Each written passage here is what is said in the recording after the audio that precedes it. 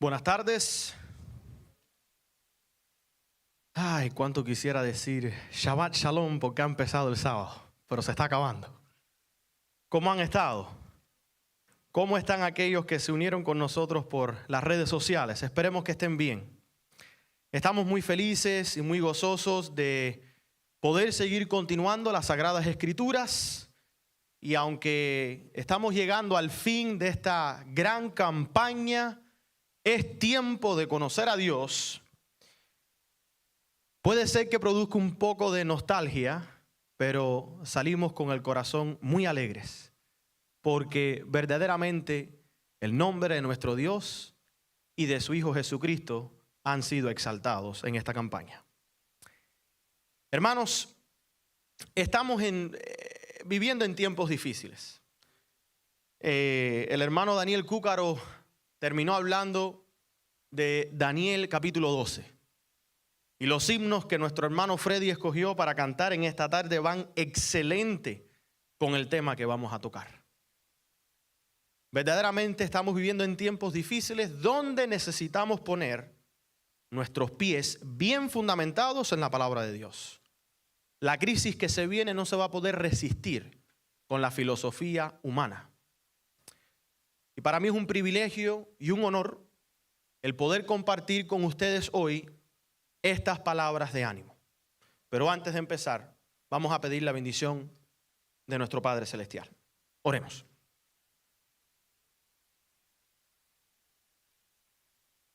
Amante Padre que estás en los cielos, santificado sea tu nombre.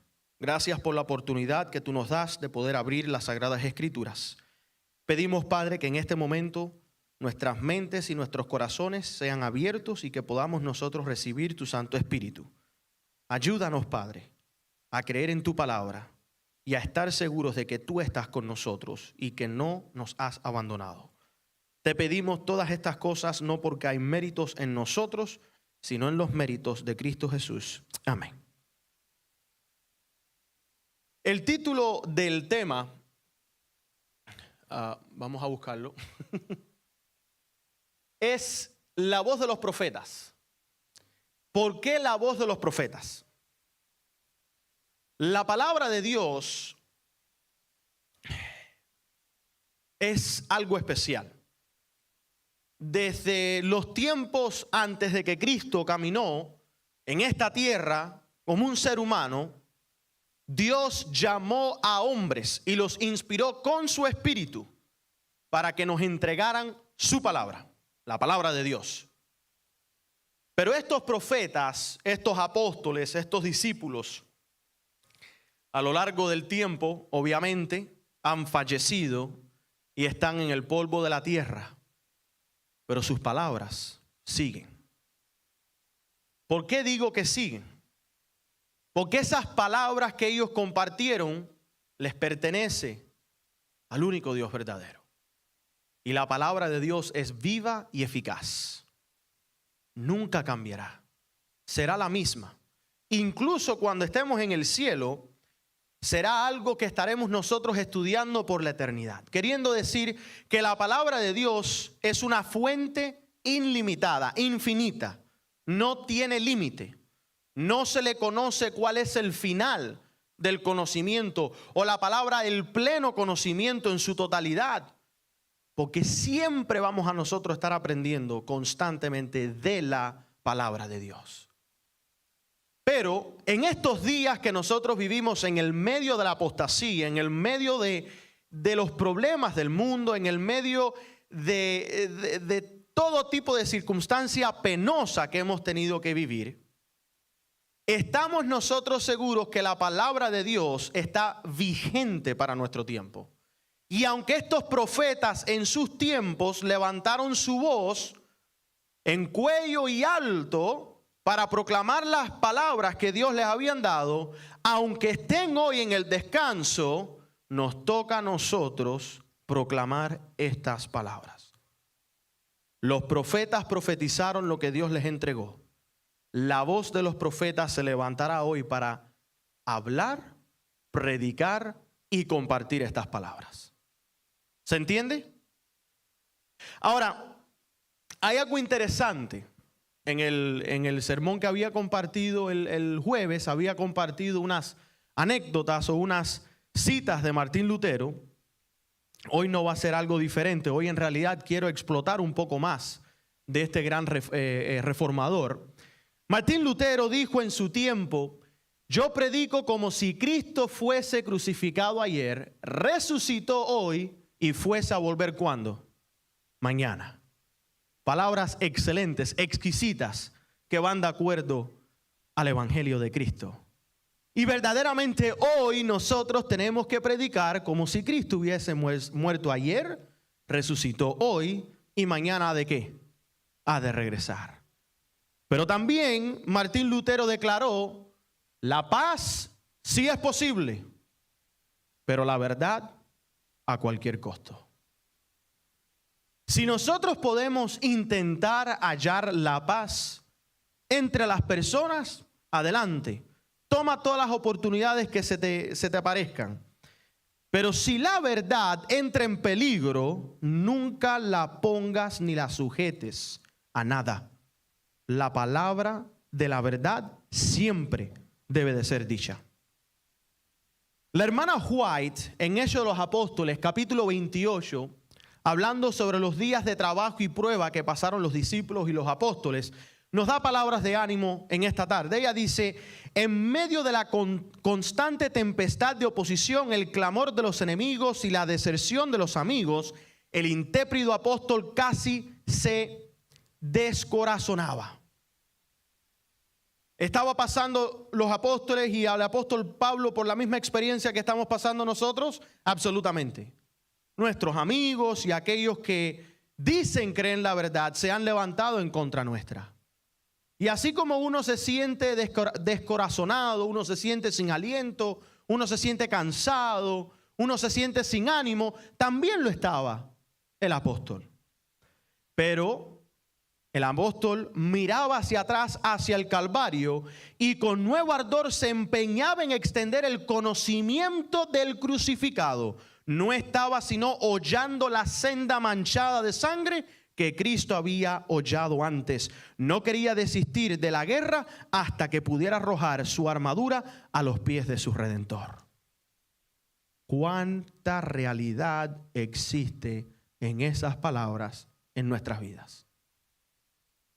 ¿Estamos nosotros dispuestos a seguir hollando el camino manchado por la sangre de Cristo hasta alcanzarlo a Él y soltar nuestra armadura a sus pies? ¿Estamos nosotros dispuestos a ser soldados de Cristo y pagar el precio que le toca a todo aquel que se levanta a decir la verdad? Como había dicho y había sido declarado en esta mañana, para decir la verdad siempre viene con un precio. Y los profetas verdaderamente pagaron ese precio. Pero ¿estás tú dispuesto, mi querido hermana y hermana, a pagar ese precio?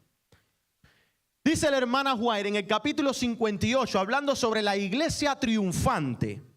Ella declara: los discípulos cumplieron la comisión que Cristo les dio.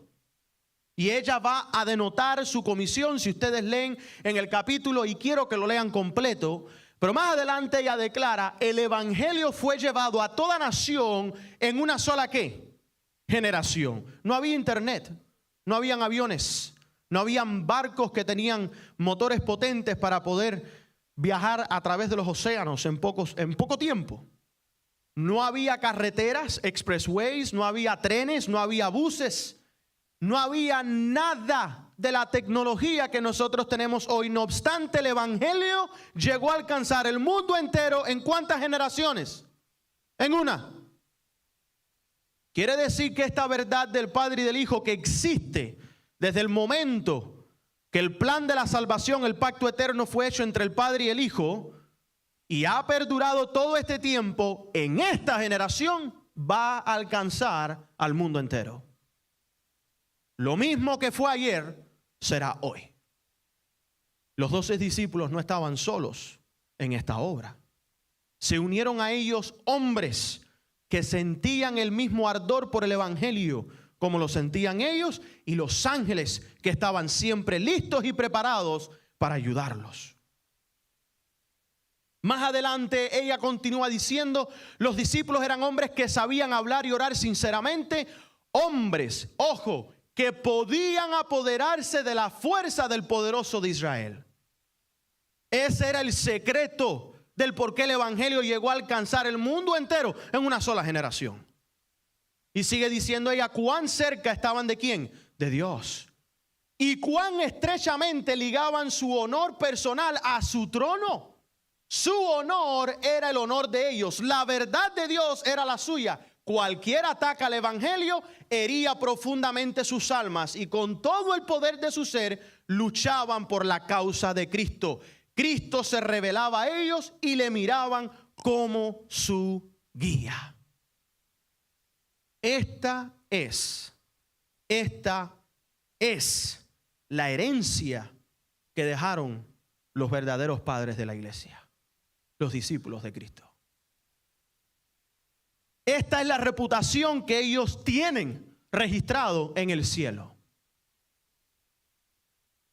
¿Tendremos nosotros nuestra reputación de la misma forma mostrada en el cielo? ¿Estarán nuestros nombres al lado de estos hombres que se dedicaron a predicar el evangelio? Vamos a ver si ellos son los únicos. Sigue diciendo la hermana White, siglos de fiera persecución siguieron al establecimiento de la iglesia cristiana, pero nunca faltaron hombres que consideraban la edificación del templo más preciosa que su propia vida. El enemigo de la justicia no escatimaba ningún esfuerzo para detener la obra encomendada a los edificadores del Señor. Después de los discípulos vinieron varios pequeños pueblos, uno de los cuales sus nombres hoy en día son altamente mencionados, los valdenses. Después de los valdenses se levantaron los reformadores. Después de los reformadores se levantó un pequeño grupo, fiel como la brújula al polo del norte, llamado los pioneros adventistas. Por el momento llega la generación de hoy. ¿Estará la generación de hoy puesta en este listado de hombres que se levantaron a predicar la verdad de la misma forma en que lo hicieron los de antaño? ¿Será que hoy en día existen algunos que quieran brindar su cuello, su garganta, su voz, su lengua para ser conocidos como la voz de los profetas en estos últimos días? Hermanos, si tú te llamas ser cristiano, hay algunas cosas que tenemos que nosotros explicar. Y vamos a empezar con una lista que verdaderamente debemos de nosotros analizar, debemos de nosotros interiorizar y asegurarnos de que estamos por este camino. Hoy vamos a permitir que los profetas y los apóstoles y los discípulos nos hablen directamente y nos den el ánimo que nosotros necesitamos para seguir adelante. Primeramente, si tú te consideras ser un cristiano, el cristiano es un soldado que debe de estar completamente entregado a la causa sin pensar en sí mismo. Nadie que se dice ser soldado va a la guerra y es un buen soldado si no está entregado a la causa, si no está entregado a la bandera, si no está entregado a su patria, si no está entregado a su líder, a su general. Por lo tanto, la palabra cristiano, que viene de Cristo, quiere decir alguien que siga a Cristo, alguien que fija sus ojos en Cristo. Si tú te llamas ser cristiano, pues tienes que ser un soldado. ¿Qué nos dice a nosotros el apóstol Pablo? 2 Timoteo capítulo 2, versículo 3 al 7. Él dice, tú pues sufre penalidades como buen soldado de Jesucristo. Ninguno que milita se enreda en los negocios de la vida, a fin de agradar a aquel que lo tomó por soldado. Y también el que lucha como atleta no es coronado, sino lucha legítimamente. El labrador, para participar de los frutos, debe trabajar primero. Considera lo que digo y el Señor te dé entendimiento en todo. ¿Dices tú ser soldado de Cristo? Pues mi hermano, te extiendo la invitación de las Sagradas Escrituras. Sufre penalidades con Cristo. Si no estás dispuesto a ser soldado, no creo que este sea el camino que mereces. Porque el camino que el Señor le habló a los discípulos no le dijo que era grande y ancho y fácil, no. Cristo dijo, ¿qué cosa? El camino es ¿qué? Es pequeño, es angosto, es terrible, es duro. La puerta es pequeña, no caben grupos de millares de personas. La salvación no se trata de mayoría, se trata de calidad. La salvación no se trata de que ahora millones se han convertido en un día y reconozcan que Cristo es el Señor de la tierra. No, vendrán muchos diciendo, Señor, Señor. Pero ¿cuál será la respuesta de nuestro Maestro? Apartaos de mí, que no os conozco.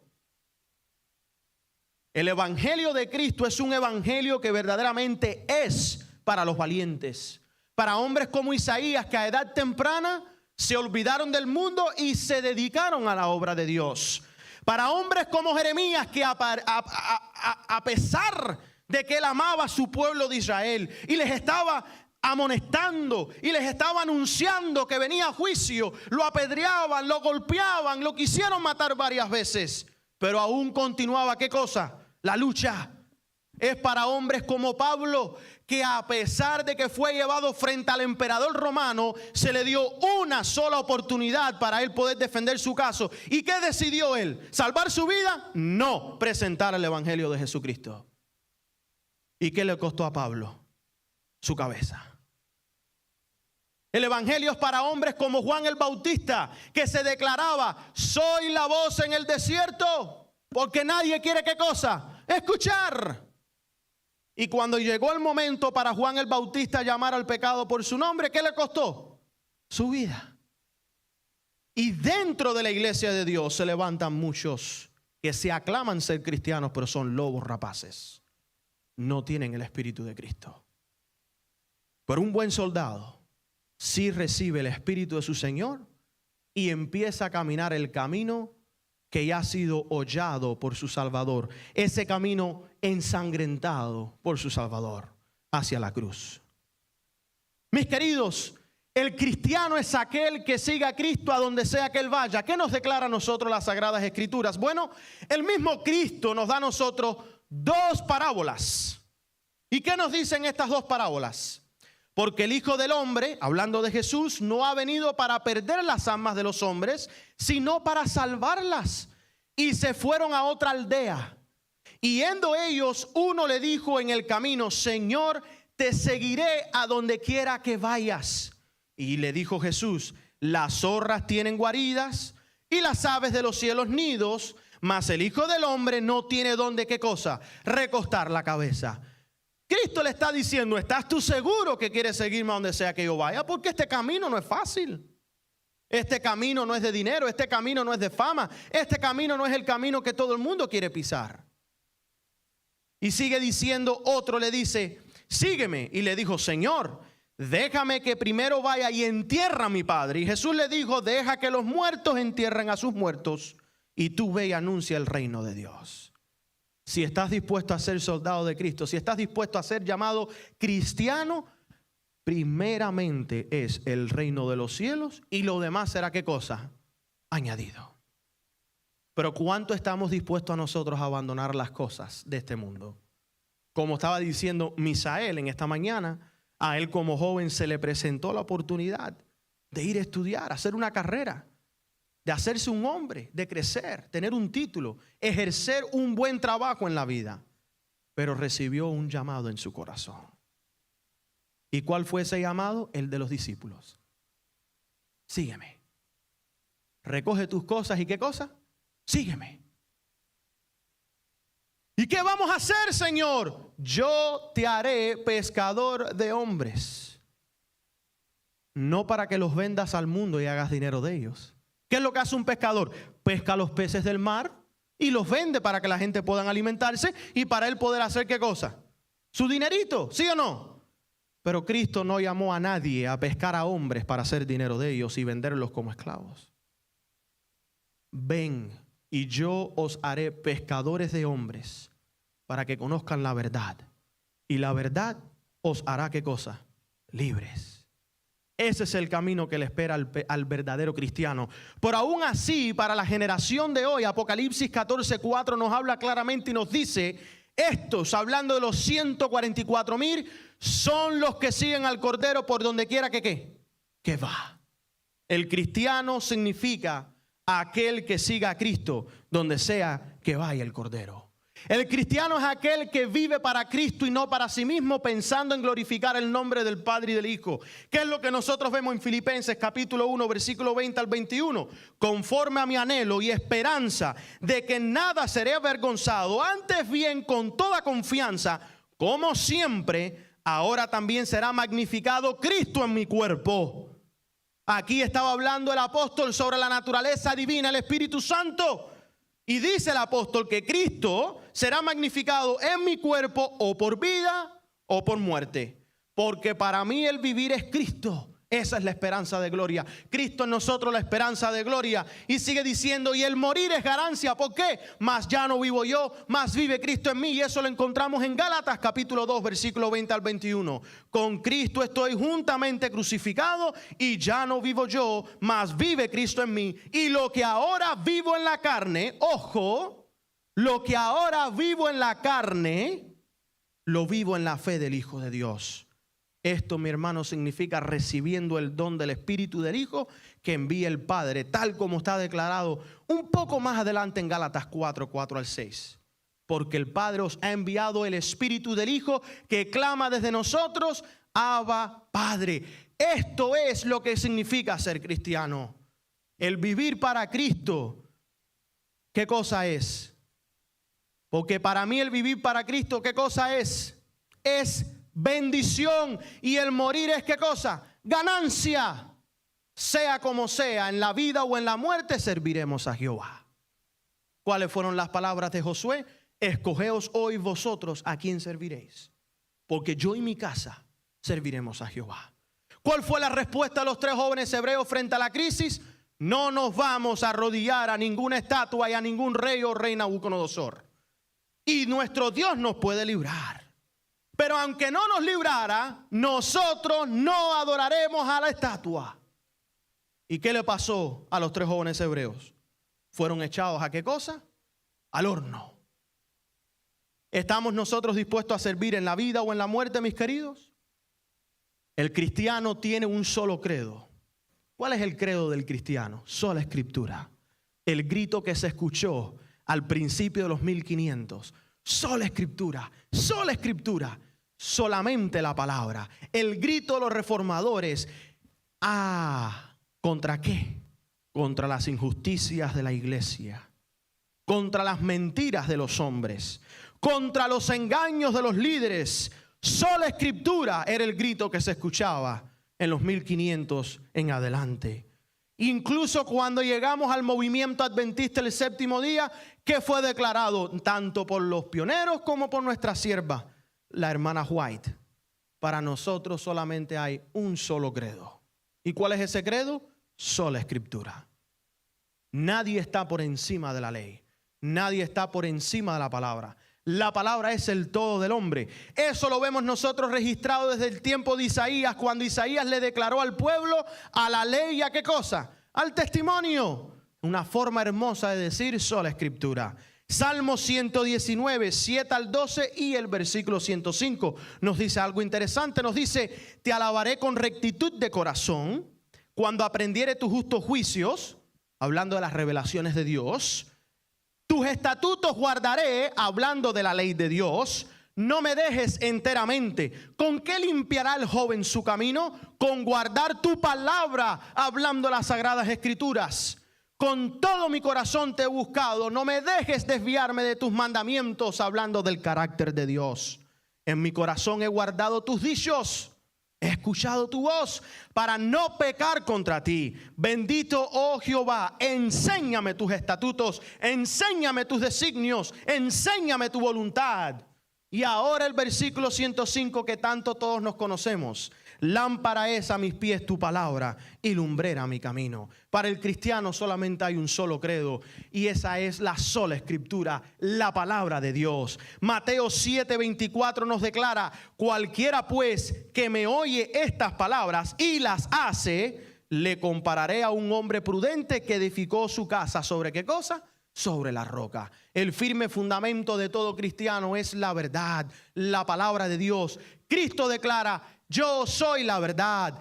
Juan el Bautista, el profeta, declaró: el verbo era ¿quién? El Hijo de Dios. Ese es nuestro fundamento. Esa es la roca eterna.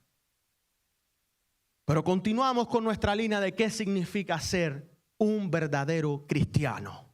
Porque hay muchos con ese nombre, pero más bien son discípulos de Satanás que otra cosa.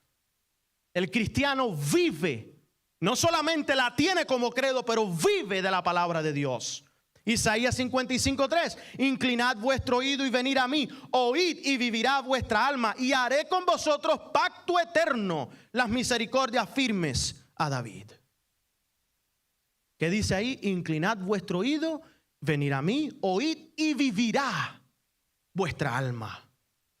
El verdadero cristiano vive por la palabra de Dios. Filipenses 2:16 nos dice: asidos, en otras versiones dice fundamentados de la palabra de vida, para que en el día de Cristo yo pueda gloriarme de que no he corrido en vano, ni en vano he trabajado. De cierto os digo, viene la hora y es ahora, cuando los muertos oirán la voz del Hijo de Dios, y los que lo oyeren, ¿qué cosa? Vivirán. ¿De qué vive el cristiano? De la palabra de Dios. ¿Qué resucitará a los muertos en Cristo? La palabra de Dios. ¿Están entendiendo lo que significa ser cristiano? Si continúo y ustedes no aceptan lo que la palabra declara, están poniéndose en problemas. Pero bueno, ustedes son valientes. Vamos a ver qué más nos dice la palabra. ¿Qué cosa es ser un cristiano? El cristiano predica, come, vive, respira el evangelio eterno. Vemos nosotros aquí registrado en Mateo 4:4, él respondió y dijo: escrito está, no solo de pan vivirá el hombre, sino de toda palabra que sale de la boca de Dios. ¿Cuál es el pan de vida? Cristo. ¿Cuál es el pan que nos alimenta? El pan espiritual, la palabra de Dios. De eso es lo que vive el cristiano. ¿Sí o no?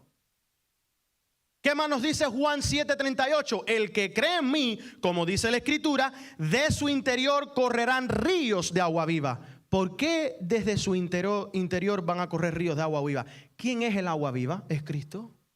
Entonces, si Cristo mora en nosotros, desde nosotros habrá una fuente infinita de agua viva que brotará y saciará la sed de aquellos que buscan la verdad. Esto es ser cristiano, recibir a tu Señor. Hebreos 4:12, porque la palabra de Dios es viva y eficaz, hablando del verbo, y más cortante que toda espada de dos filos, el espíritu, y penetra hasta partir el alma y el espíritu y las coyunturas y los tuétanos, y discierne los pensamientos y las intenciones del corazón. Nosotros vemos que Cristo nos está hablando directamente hoy a través de ¿quién? Del apóstol, y nos está declarando que su palabra es viva y es eficaz. Pero ¿estás tú dispuesto a aceptar la realidad? Te dice ser cristiano, pero ¿verdaderamente eres cristiano si no crees estas cosas? El cristiano se esfuerza por vencer al pecado.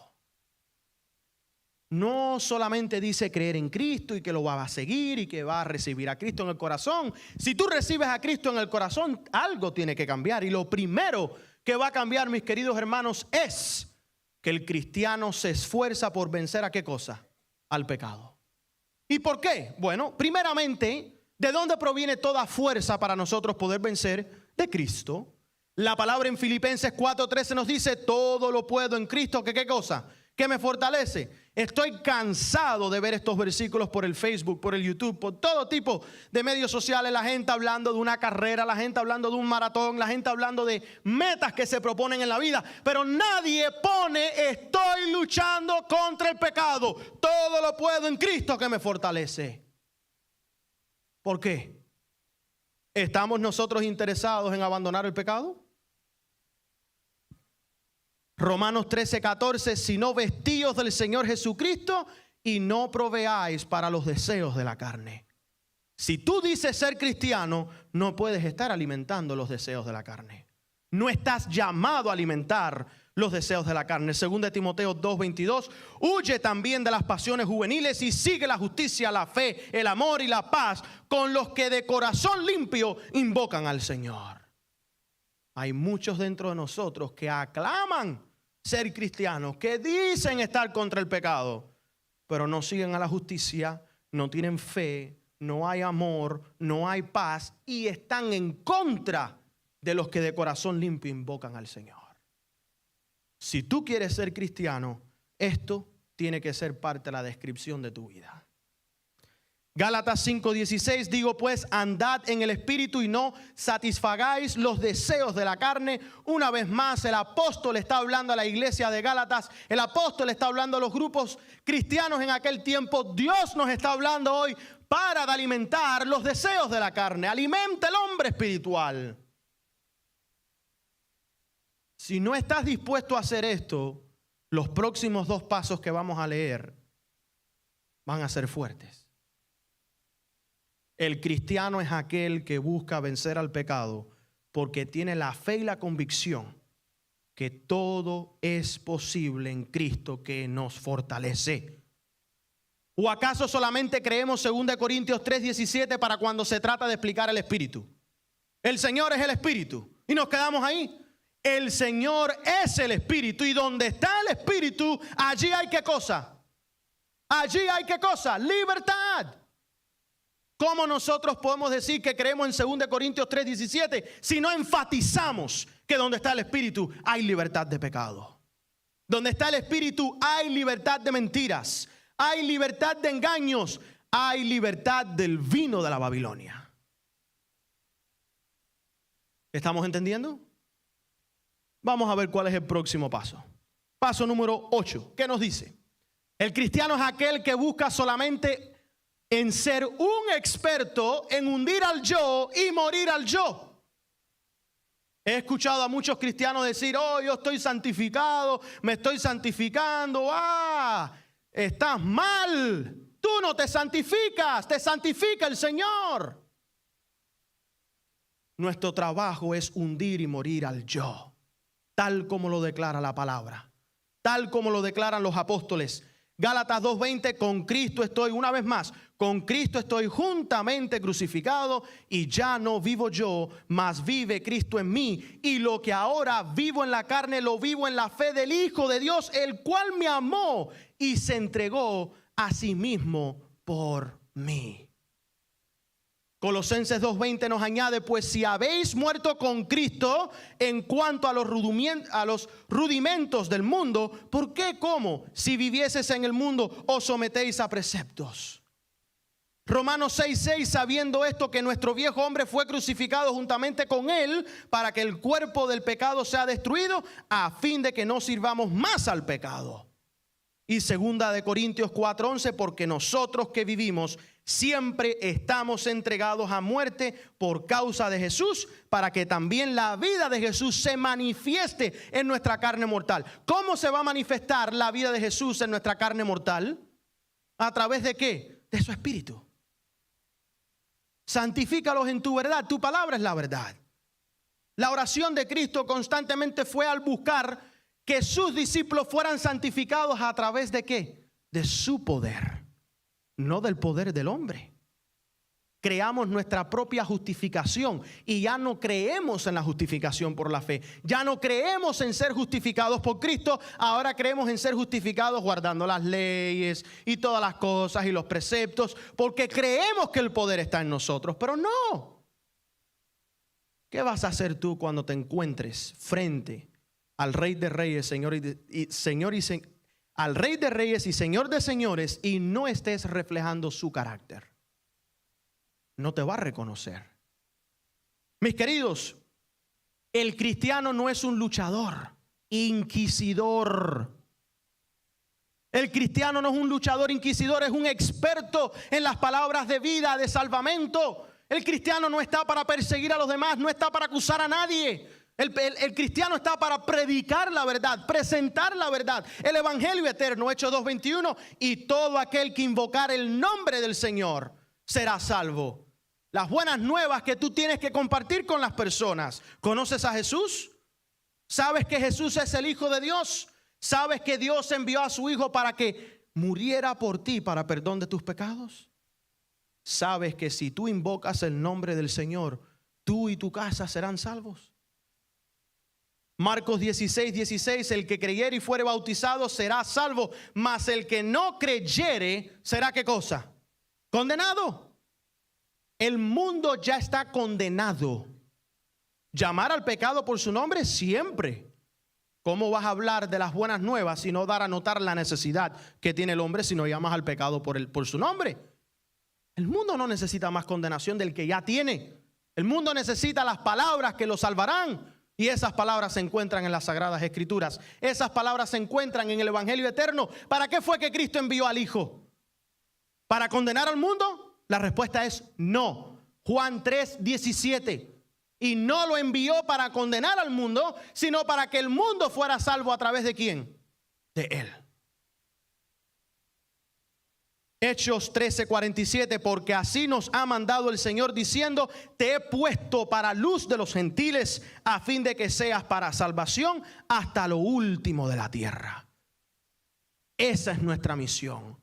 No ser en unos luchadores inquisidores, expertos en perseguir y con pinzas escoger supuestamente los errores de los demás. No. Debemos de ser expertos en compartir palabras de ánimo, palabras de vida, las palabras del buen maestro, las palabras que salvan. ¿Cuál es el nombre que tiene poder bajo los cielos en esta tierra? Que tiene el poder para salvar, transformar. Es Cristo. ¿En cuál nombre nosotros echamos afuera demonios? Cristo. ¿En cuál nombre nosotros pedimos para el sanamiento de nuestros enfermos? El nombre de Cristo. ¿En cuál nombre nosotros vamos a predicar el evangelio? En nombre de Cristo. Nadie está llamado a ser juez de nadie, pero sí estamos llamados para ser salvavidas, para ayudar a aquellos que se están hundiendo y conllevar su vista al Rey de Reyes y Señor de Señores. Hermanos, el cristiano es un rescatista en las mareas de este mundo. Si se pierde una verdad, la encuentra. Si se está hundiendo un alma, la lleva a Cristo. Si algo se interpone en su camino, lo mueve, pero nunca deja de fijar sus ojos en Cristo. Y tenemos entonces dos parábolas más. Lucas 15 dice, el mismo Jesús declara, ¿qué hombre de vosotros, hablando con los fariseos, teniendo 100 ovejas, si se pierde una de ellas, no deja las 99 en el desierto y va tras la que se perdió hasta encontrarla? ¿Cuál es el trabajo del evangelio en esta tierra? Y al llegar a su casa reúne a sus amigos y vecinos diciéndole, gozaos conmigo porque he encontrado a mi oveja que se había perdido. ¿Qué fue lo que hizo Cristo, el buen pastor? De las 100 ovejas se le perdió una. ¿Y qué fue lo que él hizo? Vino a rescatarla. Ejemplo os he dado, declaró Jesús. Pues ya tú sabes cuál es el ejemplo que él te dio. Él vino a rescatar. Él vino a buscar. Él vino a hallar. Cada vez que Dios habló con los hombres en el Antiguo Testamento, Dios se encontró con ellos donde ellos estaban. Y les ofreció una oportunidad. Ven, sígueme. Sal de ahí. ¿Estás dispuesto tú a hacer una extensión de la voz de Dios y extender ese llamado al mundo? Somos expertos en llamar el pecado de los demás, pero somos hipócritas cuando nos paramos frente a los espejos. Nos gusta saber mucho los errores de los demás, pero nos hacemos los ciegos cuando se trata de ver los defectos nuestros. Eso no es ser cristiano. Sigue diciendo Cristo en el versículo 8. ¿O qué mujer que tiene 10 dracmas, si se pierde un dracma, no enciende la lámpara, barre la casa y busca con diligencia hasta encontrarla? Y cuando la encuentra, reúne a sus amigas y vecinas diciendo: gozaos conmigo, porque he encontrado la dracma que había perdido. Así os digo que hay gozo delante de los ángeles de Dios por un pecador que, ¿qué cosa?, se arrepiente. En el cielo no hay victoria cuando tú sales acusando a tus hermanos. Pero cuando un hermano viene a ti y tú con amor, paciencia, cariño, extiendes las palabras de vida y tu hermano entiende en el error que ha caído, en el cielo hay ¿qué cosa? Regocijo. Aquí la victoria no está en cuántos tú has crucificado, sino cuánto has llevado a los pies de la cruz de Cristo. ¿Me están entendiendo? Número 11. El cristiano si tiene privilegio, y escuchen bien lo que estoy diciendo, el cristiano si tiene privilegio de parte de Dios, morir joven en un mundo apóstata por predicar la verdad, será un honor, porque eso es lo más cerca que estará a ser un héroe, un campeón de fe. Dar su vida por Cristo, el morir es ganancia. Cuando Dios llamó a Isaías, Isaías supo que su vida iba a correr peligro. Pero cuando el Señor le dijo: ¿a quién enviaré y quién irá por nosotros?, ¿qué respondió Isaías? Heme aquí, envíame a mí. Y cuando los 3 jóvenes se vieron en peligro, o adoramos y guardamos nuestras vidas, o nos quedamos de pie y morimos, ¿qué decidieron?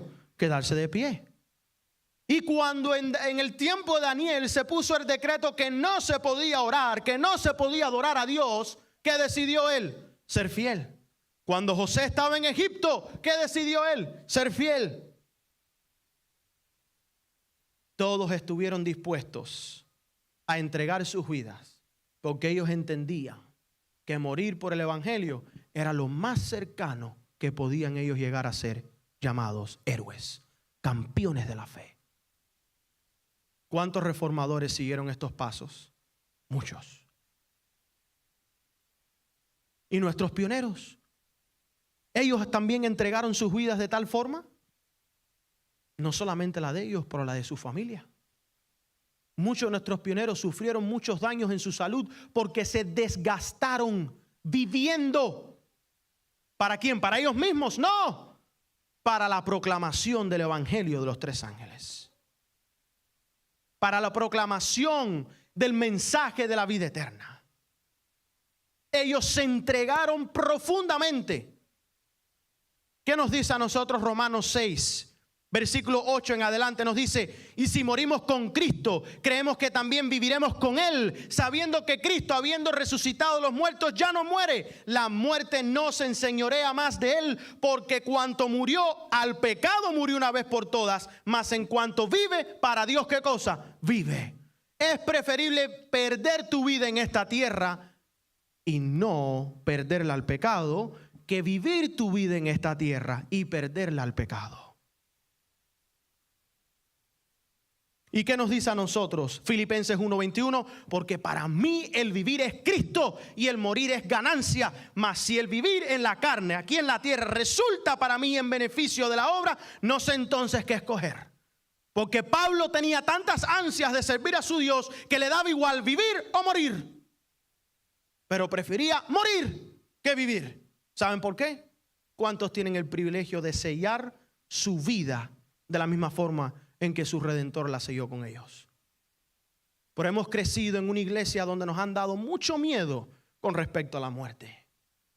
Mientras que hombres en la historia salen a morir por este reinado y por aquel reinado, y por este imperio y aquel imperio, y por esta bandera y aquella bandera, y por este partido y aquel partido, los cristianos que tienen la oportunidad de poder hacer algo grande con sus vidas, como entregarla en sacrificio para el evangelio, no, eso sí que no.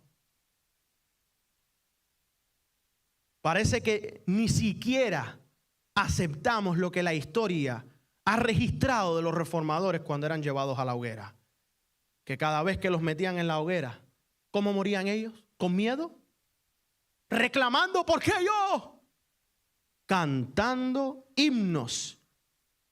Y no nadie podía explicar cómo era posible que en el medio de esta muerte terrible de ser quemado vivo, no habían gritos de desespero, sino que salían cánticos llenos de paz. Eso significa ser cristiano. Eso significa ser parte del remanente del pueblo de Dios. Hablamos mucho de la crisis, hablamos mucho de la ley dominical, hablamos mucho de guardar el sábado, pero nadie está hablando de lo que tenemos que enfrentar. Recuerden, mis queridos hermanos, que la guerra que se viene es una guerra potente. La guerra que se va a desatar no es para los débiles. La guerra que se va a desatar no es para los cobardes. La guerra que se va a desatar no es para los que tienen falta de fe, sino para aquellos que han redoblado sus rodillas y se han entregado al Señor. Dios no da espíritu de cobardía a nadie. Dios no es cobarde. Para terminar, el 12. Verdaderamente, no sé por qué alguien quisiera ser un cristiano si no está dispuesto a seguir lo que la palabra dice. Porque para ser un cristiano no es para cobardes, no es para débiles, es solamente para los valientes. ¿Lo declara la palabra? Vamos a ver. Mateo capítulo 11, versículo 12 nos dice: desde los días de Juan el Bautista hasta ahora, el reino de los cielos se hace fuerte. ¿Y quiénes arrebatan el cielo? ¿Los cobardes? Los valientes arrebatan el cielo. Josué 1:9, mira que te mando que te esfuerces y que seas, ¿qué cosa? Valiente, no temas ni desmayes. ¿Cómo continúa el versículo? Porque yo soy tu Dios, que estoy contigo. Si tú tienes las Sagradas Escrituras hoy en tu teléfono, en la Biblia como tal físicamente, es gracias a ese espíritu de valentía que se levantó desde los tiempos de Abraham, que continuó hasta los discípulos, los apóstoles, que atravesó la edad oscura, la edad media, que empezó a levantar fuerza durante los 1800 y se extiende la palabra de Dios hasta el testimonio de Jesús. Y hoy en día tú puedes disfrutar de tener las Sagradas Escrituras. ¿Cómo tú vas a honrar el sacrificio de tu Señor Jesucristo y la de estos hombres, quedándote en tu casa sin compartir y sin hacer la obra que te toca hacer? Isaías 54:17 nos da una promesa, y con esto terminamos porque es el llamado para los valientes. Y ya es hora que se levanten los valientes y los campeones de la fe dentro de la iglesia. La hermana White dice que para este tiempo se tienen que levantar sabios constructores que reconstruyan la muralla alrededor del templo, que reconstruyan la muralla alrededor de Jerusalén, que anuncien y que sean atalayas de las horribles y grandes crisis que vienen para este mundo. Nadie debe de ser tomado por sorpresa. La promesa en Isaías nos dice: ninguna arma forjada contra ti prosperará, y condenarás toda lengua que se levanta contra ti en juicio.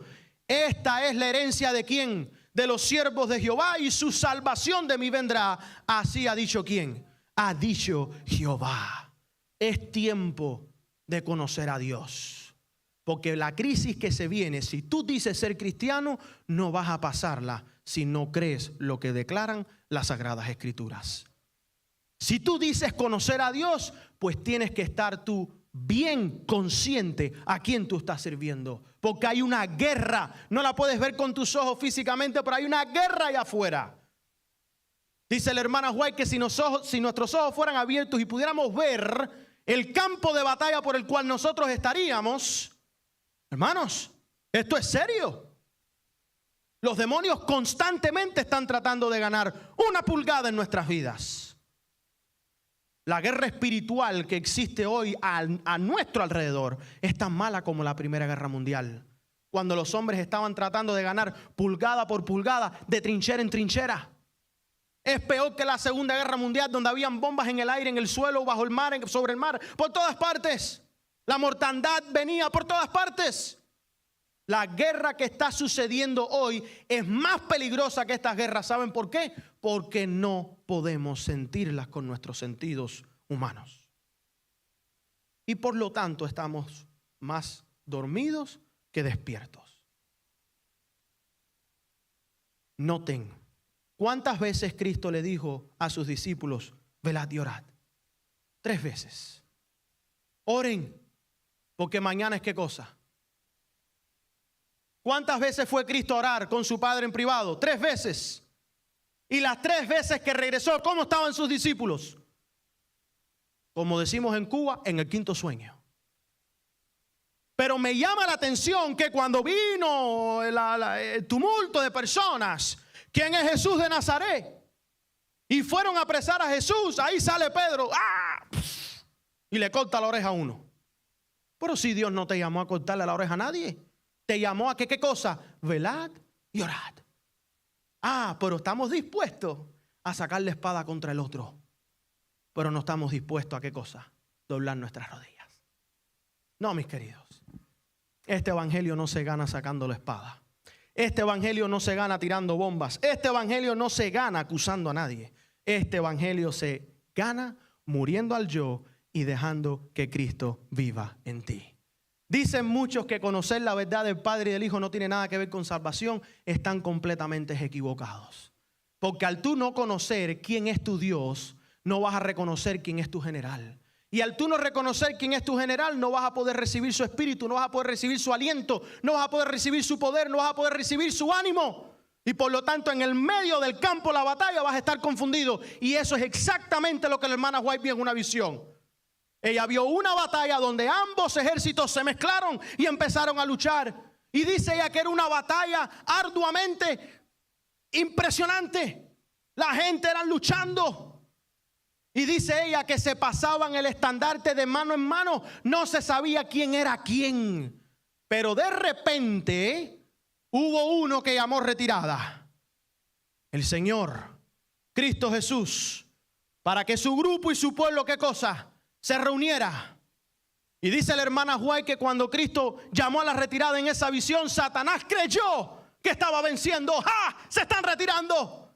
Pero no, era un plan estratégico. Dice que vino entonces un ángel y con el estandarte de Cristo empezó a ponerlo en mano, poniendo el estandarte de Cristo, y ahora se ve claramente quién está con el Señor. Y para cuando los soldados del enemigo se dieron cuenta, ya Cristo y el remanente se habían apoderado del castillo. Estamos en ese tiempo. Aparentemente somos un pequeño grupo, aparentemente no somos muchos, aparentemente somos débiles, aparentemente somos viejitos, aparentemente somos jóvenes inexpertos y creemos que el enemigo está ganando y el enemigo se cree que está ganando. Pero el ángel de Jehová está ¿qué cosa?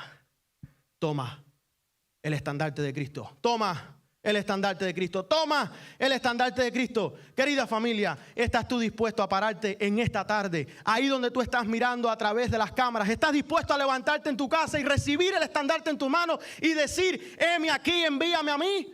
Yo y mi casa serviremos a Jehová. Les invito, mis queridas familias, si están dispuestos ustedes a recibir el estandarte de Cristo, ponte de pie ahora mismo. Ponte de pie ahora mismo. Declara frente a el único Dios verdadero y su Hijo Cristo Jesús. Declara frente al enemigo y sus demonios qué estandarte está en tu mano. ¿Cuál es el estandarte que importa? Amén. Recuerden, puede ser que no nos veamos aquí en esta tierra, pero un día estaremos todos juntos en el cielo como una gran familia. Y podremos mirarnos y decir, qué bueno.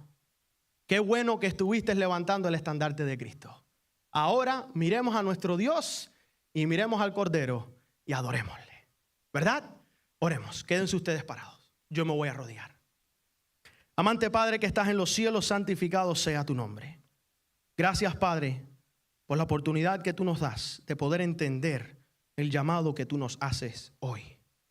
De ser valientes y ser verdaderos cristianos que siguen a Cristo Jesús.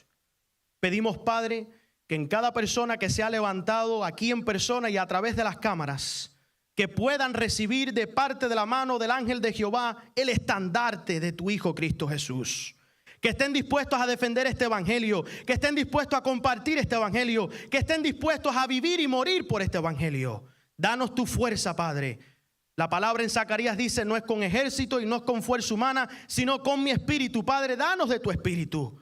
Que seamos llenos de tu poder para nosotros poder salir adelante y como un coro que unánime canta se puede escuchar de nuestros labios, que la gloria y la honra sea para ti, oh Dios, y tu Hijo, Cristo Jesús. Que de nuestras bocas salga el grito de los reformadores, la sola escritura.